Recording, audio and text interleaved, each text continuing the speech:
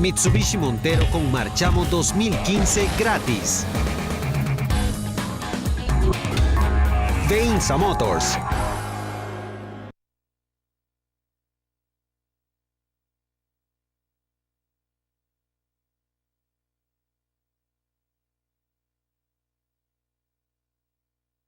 Gracias por estar con nosotros. Bienvenido, bienvenida. El doctor Gilberto Rojas Cisneros, siendo muy joven, es pionero en algunos campos de lo que se conoce en el mundo como medicina estética. Él nació, se crió los primeros años en Heredia y después en Alajuelita, donde todavía vive. Y estudió la primaria y la secundaria en centros educativos públicos. Vamos a hablar un poco de eso y luego de todo lo que él ha aportado y todo lo que ha traído novedoso al país. Bienvenido. Muchas gracias, Camilo, por la invitación. Cuénteme primero un poco, bueno, ¿cuántos años tiene usted? ¿Qué hacen sus papás? ¿Cómo fue su niñez? Ok, yo en esos momentos soy 36 años. Tengo aproximadamente 11 años de graduado. Mi papá es administrador de empresas, tiene 67 años. Y mi mamá es ama de casa, tiene 65 años. Ellos viven actualmente en Curridabat y están pensionados ambos.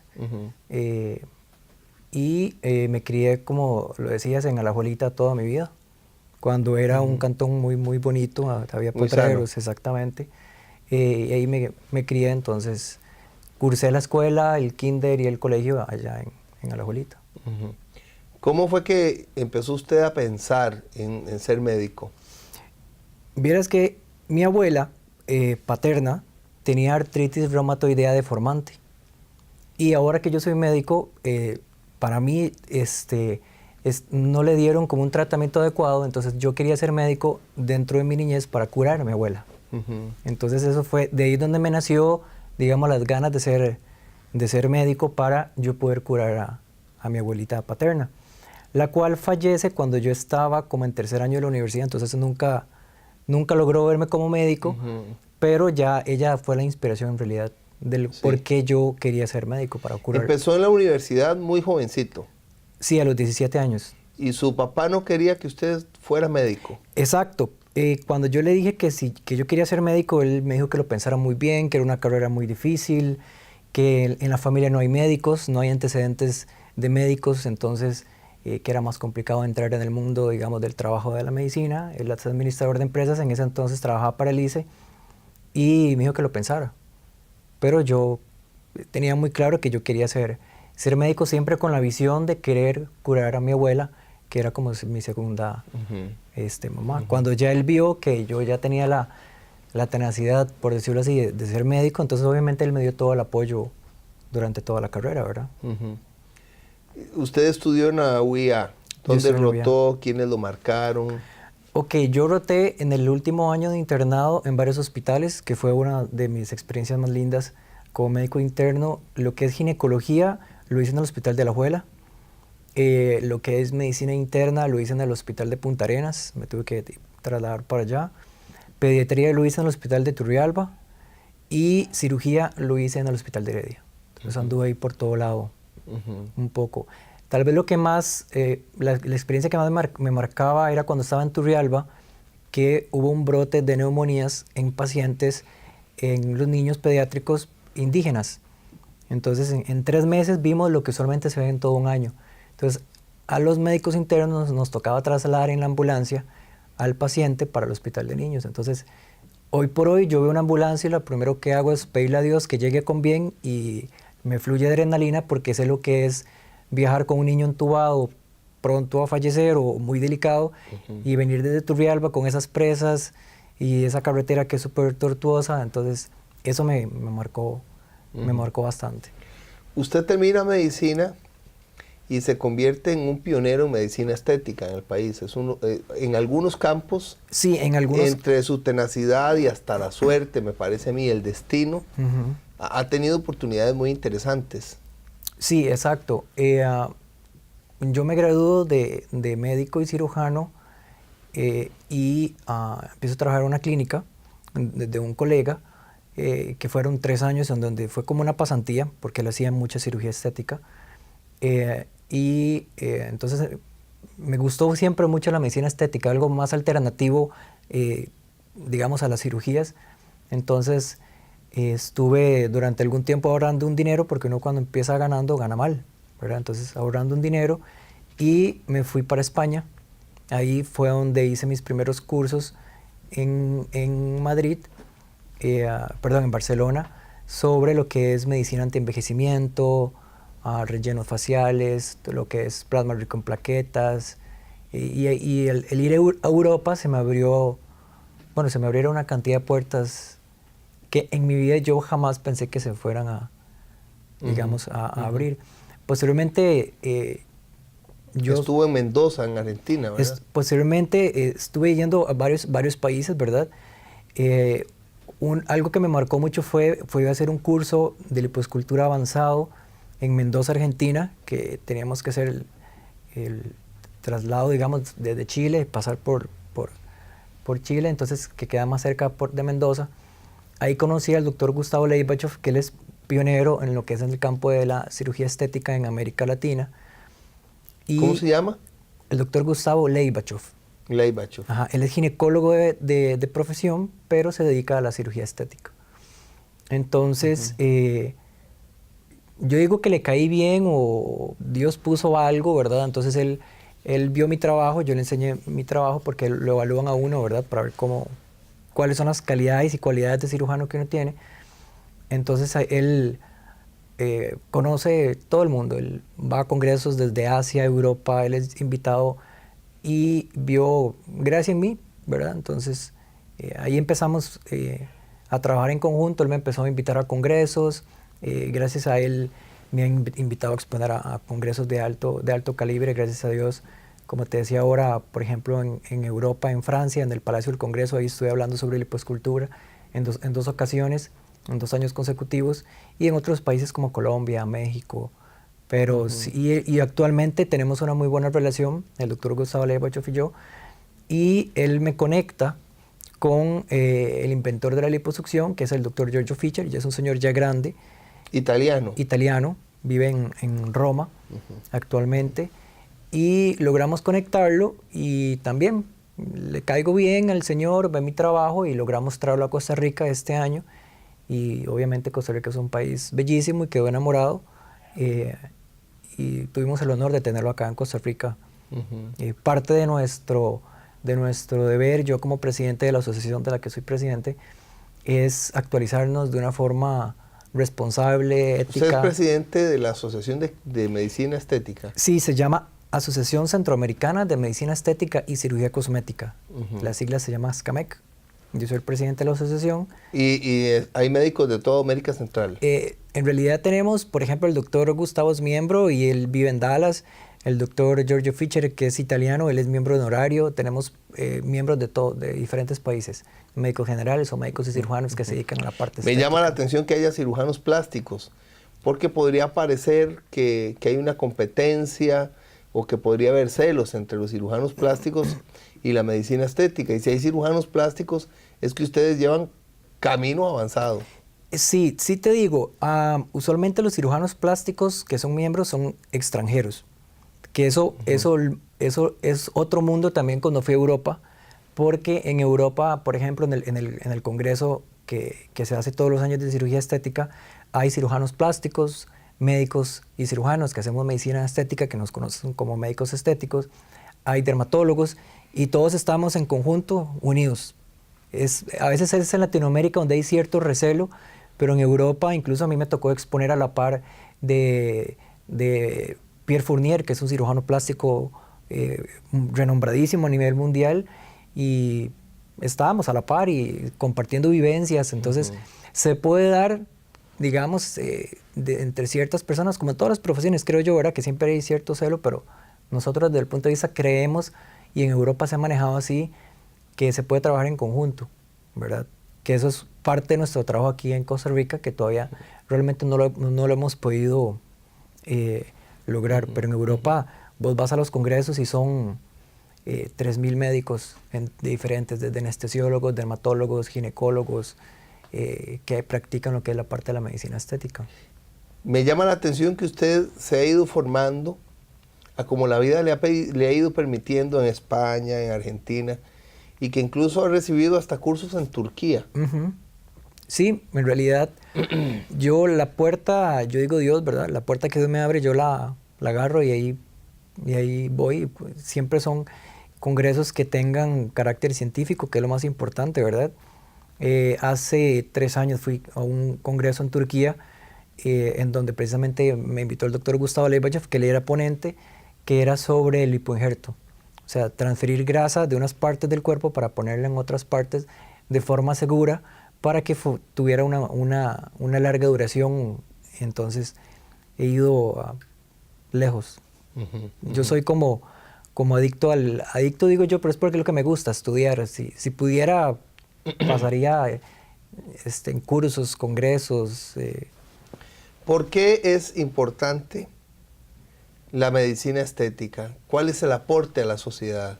¿De qué manera se realiza usted? ¿De qué manera encuentra en sus pacientes gratitud, plenitud, alegría? Mira, es increíble. Yo con el pasar de los años, mucha gente lo puede ver desde un punto de vista superficial, ¿verdad? O plástico, que es lo que le dice la gente. Yo con el pasar de los años, yo sé lo que es devolverle la autoestima a las personas, por solo el hecho de no sentirse bien físicamente como son. Yo aprendí que el problema de mi paciente puede ser pequeñito para otro, pero para ella es muy grande. Entonces yo tengo que individualizar a cada uno de los pacientes. Entonces yo he tenido pacientes que se me ponen a llorar. Me dicen, doctor, usted no sabe lo que es para mí que mi esposo, por ejemplo, después de 10 años, me diga qué bonita te ves después de algún procedimiento que se le haya hecho de medicina estética. Y se me han puesto a llorar y eso a mí me llena, porque no es solamente es la parte externa, ¿verdad? Se sabe que hay una conexión mente, espíritu y cuerpo. Entonces, si usted está inconforme con su cuerpo, posiblemente va a tener ahí ciertos estados, incluso hasta depresivos. Entonces, si hay un cambio, incluso hasta en el entorno, la sonrisa de las pacientes, llegan completamente con otro semblante. ¿Cuáles son los grandes cuidados que tiene que tener un médico? ¿Dónde queda su trabajo como médico en todos estos procedimientos? ¿Por qué es vital que usted sea médico? Exacto. En Costa Rica todavía hay mucha tela que cortar desde el punto de vista legal, ¿verdad? Nosotros en Costa Rica y en realidad a nivel mundial, uno se gradúa como médico y cirujano debido a la deficiencia de especialistas. Entonces, uno puede realizar cualquier procedimiento, pero dentro de nosotros, ASCAMEC, una de nuestras responsabilidades es que no son cursos, por ejemplo, de 1 día o 2 días en donde vos aprendes a hacer una cirugía. O sea, son pasantías completas para aprender a hacer una técnica y eso lo determinan las universidades. Durante muchos años era un poco más empírico, ahora ya hay universidades avaladas que dan cursos completos de cirugía estética, de medicina estética, o te enseñan una técnica en específica, pero ya tienen un aval universitario durante muchos años, y así es como empieza la medicina, ¿verdad? La primera liposucción que se hizo en el mundo, el médico no sabía qué era lo que estaba haciendo y ya posteriormente se fue perfeccionando. Entonces, desde el punto de vista de nosotros le decimos a nuestros colegas, 1, no haga un procedimiento que usted crea que sepa hacerlo, o sea, si lo sabe hacer y lo estudió, hágalo. 2, hágalo en condiciones donde el Ministerio de Salud te dé los permisos para hacerlo. Y 3, no aplique productos que no tengan permisos del Ministerio de Salud. Así, digamos, básicamente, si usted sigue esos lineamientos no tiene por qué tener problemas, pero si vos te pones a hacer un procedimiento porque lo viste en internet o porque fuiste a un curso solamente, por ejemplo, yo personalmente he hecho más de 30 cursos de lipoescultura y lo seguiré haciendo hasta que tenga 50 años porque siempre se aprende. Entonces eso es lo que yo le digo a los colegas, o sea, no es ir y hacer un curso de 3 días o 4 días y ya te pones a hacer procedimientos, hay que hacerlo de forma responsable. Ahora incluso hay muchas más facilidades, hay ya maestrías incluso de cirugía estética y ya hay especialidades de medicina estética dadas por universidades que a pesar de que en Costa Rica, como te decía, todavía no están avaladas por el Colegio de Médicos, perfectamente las podemos elaborar sin ningún problema, pero siempre siguiendo los parámetros de médicos científicos, porque a nosotros nos enseñan a ser médicos, no científicos. Entonces, tenemos que aprender a ser científicos. ¿Qué quiere decir eso? Si yo te aplico un material de relleno, por ejemplo, un ácido hialurónico, yo tengo que saber de qué está compuesto, cuáles son los efectos secundarios a largo plazo o a corto plazo. No solamente es, ven y te relleno. O sea, hay que saber qué es lo que yo le voy a hacer a mi paciente y si eso va a tener implicaciones no solamente ahorita, sino a 10, 15 años plazo, ¿verdad? ¿Cómo lo llena su trabajo? ¿Qué significa en su vida ser médico? Es todo. O sea, yo no me veo...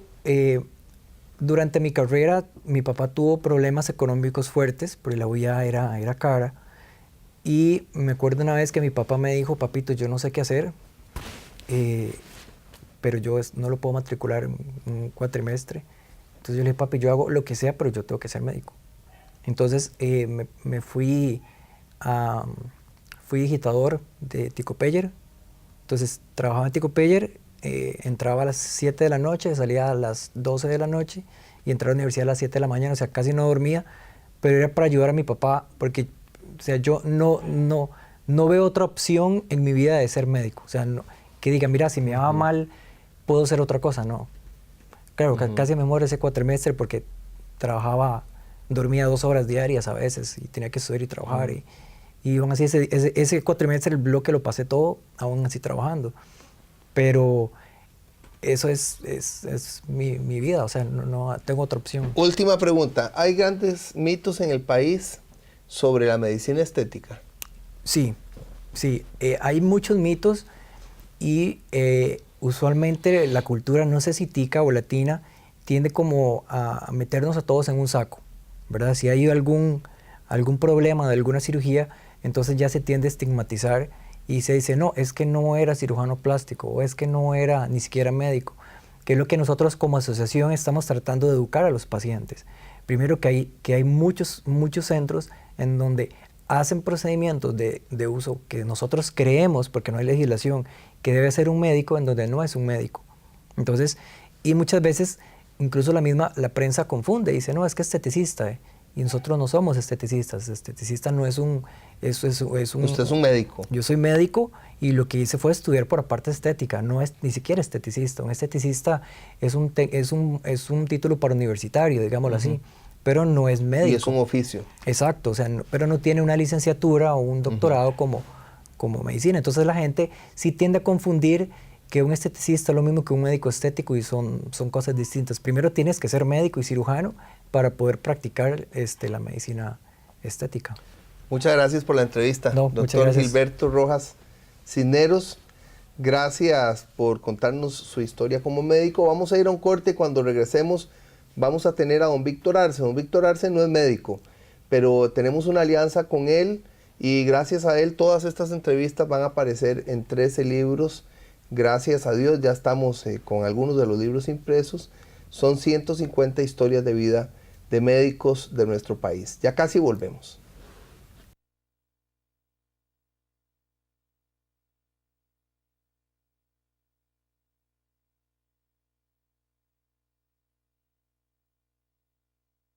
Mitsubishi Montero Sport con Marchamo 2015 gratis.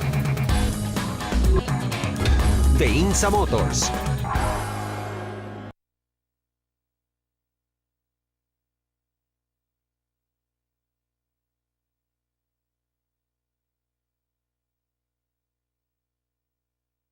Estamos en una empresa en la fragua de todos los días de Rótulos Arsala. Don Víctor Arce llegó a Costa Rica en medio de dificultades en su país. Eran 2 extranjeros, en ese momento él y su esposa. Y él tuvo aquí que cambiar su vida y empezar de cero. Cuénteme cómo fue que empezó aquí. Buenas tardes, Camilo. Siempre agradecido y siempre colaborando en lo más que se pueda. Sí, bueno, salí de El Salvador porque en El Salvador comenzaba la guerra. Fui a estudiar a Colombia. Cuando terminé de estudiar en Colombia, decidí venirme a vivir a Costa Rica porque aquí tenía hermanos costarricenses. Mi papá era costarricense. Y así fue como llegué a Costa Rica. Incluso un hermano que tenía su nombre o que tiene su nombre. Víctor Manuel Arce Vargas. Sí. El hermano mayor de todos nosotros. Sí. Correcto. Usted llegó aquí y usted tenía una formación técnica en riego. En agricultura mecanizada. Nada que ver con lo que hace. Nada que ver con esto, sí. ¿Y qué fue lo que pasó? ¿Cómo fue que empezó aquí? Bueno, esa formación yo la adquirí en Colombia con la expectativa de ir a trabajar a El Salvador. Pero como ya no se pudo en El Salvador, entonces al llegar acá me encontré que las formaciones y la forma era diferente. Además que ya casado, pues con mi esposa nos dimos cuenta de que con ese tipo de formación pues era mejor empezar de nuevo. Y ahí fue como decidimos empezar la universidad. Y empezó a dar clases. Se ganó la vida dando clases desde la casa. Desde la casa dábamos clases a domicilio, poníamos un anuncio en el periódico, en La Nación, y mi esposa y yo, ella había tenido una experiencia ya en Medellín para ganarse ingresos mientras ella estudiaba en Medellín, y así fue como sobrevivimos casi que la gran parte de la carrera universitaria. ¿Sí? ¿Cómo fue que inició en el mundo litográfico? Llegué a trabajar a Formularios Continuos de Centroamérica. Formularios Continuos... Forcom. Es dedicada a las artes gráficas. Ahí trabajé 2 años y algo, y después más de 10 años en Industrias de Cartón, que son empresas dedicadas a las artes gráficas y de algún modo relacionadas a esta actividad. ¿Cómo fue que se convirtió en empresario en Costa Rica? ¿Qué fue lo que pasó? Sí, bueno, en medio de una crisis, ¿verdad? Perdí el trabajo, dejé de trabajar en el último lugar y busqué a un buen amigo que en ese momento tenía una empresa innovadora, nueva en el mercado, en la impresión digital, y él me dijo que pues quería abrir un punto de venta, que siempre había buscado abrir un punto de venta, que no tenía la persona y que fuera a buscar el punto de venta. Y aquí comenzamos, aquí a los 50 metros. ¿Se asustó? Sí, da miedo al principio. Sobre todo que en ese momento estaba sin trabajo y dependía de una liquidación que tenía. Dependía de eso, que prácticamente los primeros meses de trabajo fueron financiados con parte de esa liquidación. Y sí da temor, claro. Había que enfrentarse a un mundo nuevo. Casi no llegaba nadie al local de inicio. Y ver pasar las horas, estar en un local comercial y buscar y hacer llamadas, iniciarse en un mundo nuevo, hay que tener bien puestos los nervios. Es muy duro. Es duro, sí. Pasan las horas y crece la incertidumbre. Sí, señor. Sin embargo, teníamos el apoyo de esa empresa, ¿verdad? Que es a la que le debemos y de la cual vivimos agradecidos. Siempre lo estamos. En entrevistas anteriores usted me ha dado consejos para gente que quiere empezar un negocio.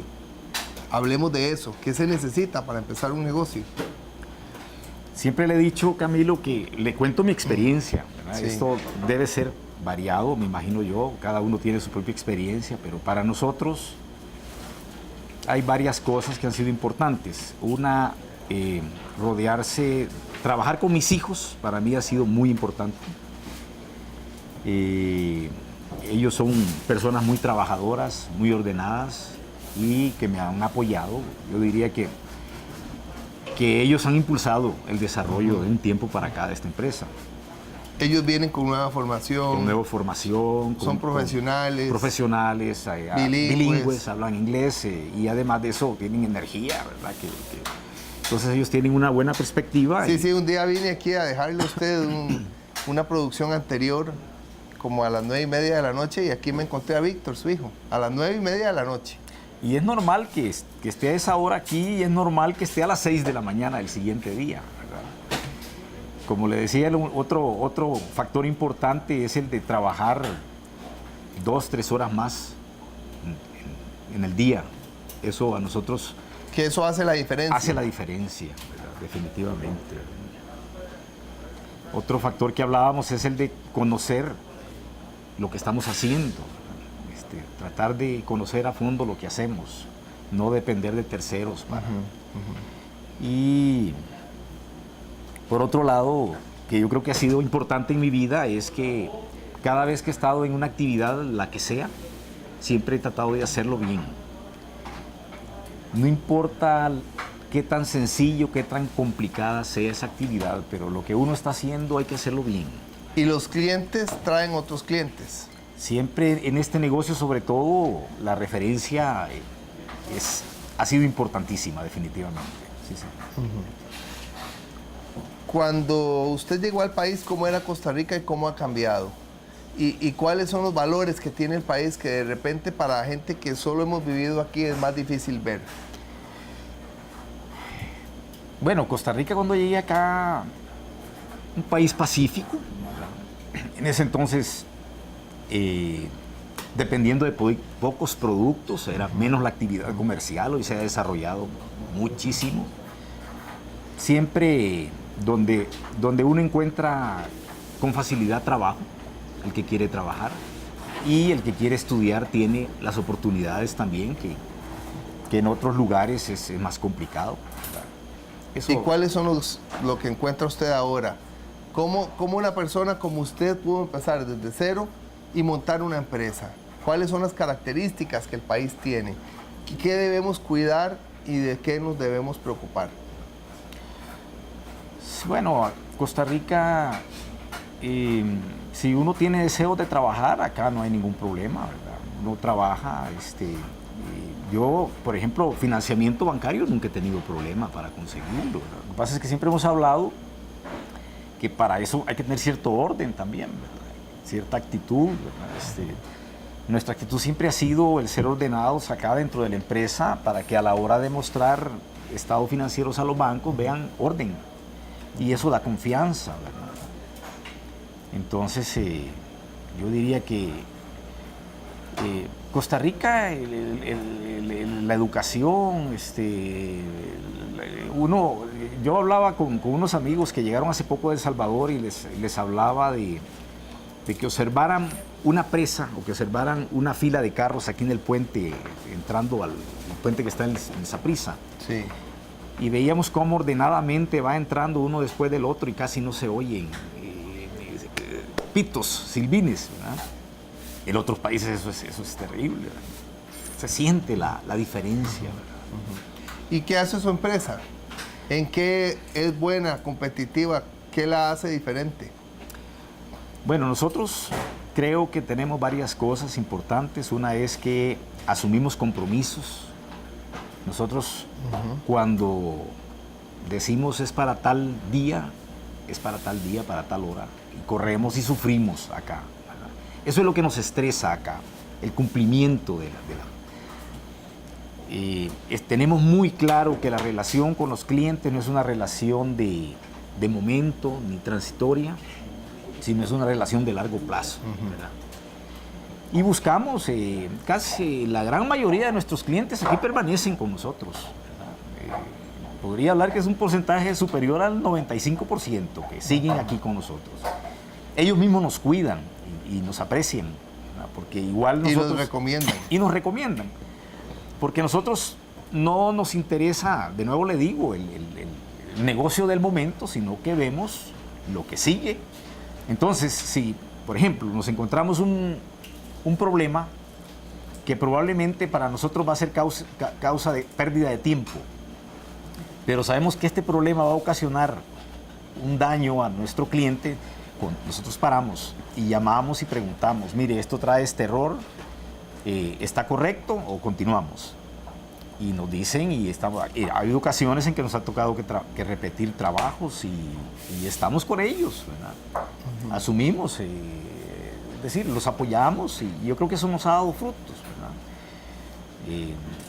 Hemos ido captando las necesidades que ellos tienen y con eso poco a poco hemos ido solventando esas necesidades que también ellos... Hoy la gente anda muy a prisa, ¿verdad? Entonces buscamos suplirle a los clientes para que aquí encuentran soluciones para sus necesidades. Que se despreocupen. Que se despreocupen. Ustedes se hacen cargo de todo. Sí, señor. Incluso de la instalación, ¿verdad? La instalación, sí. Tenemos un grupo de instaladores, tenemos varias unidades para instalar y cada día aprendemos, ¿verdad?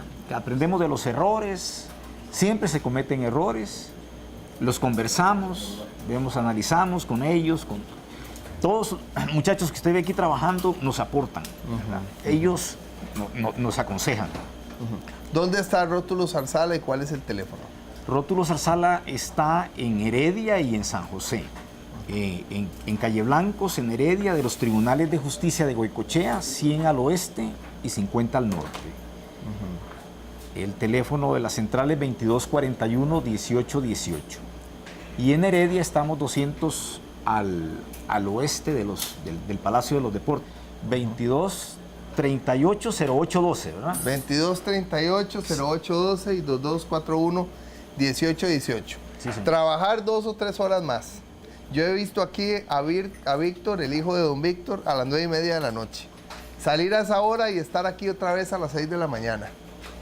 Darlo todo, dedicarse a algo que uno conoce y ser ordenado. Así es, ¿verdad? Sí, Muchas gracias. Gracias, Camilo. Gracias, don Víctor Arce de Rótulo Zarzala. Gracias a Alex León, a Cristian. Gracias a Gabriela. Gracias a Diego Blanco. Gracias a usted por acompañarnos. Que esté muy bien.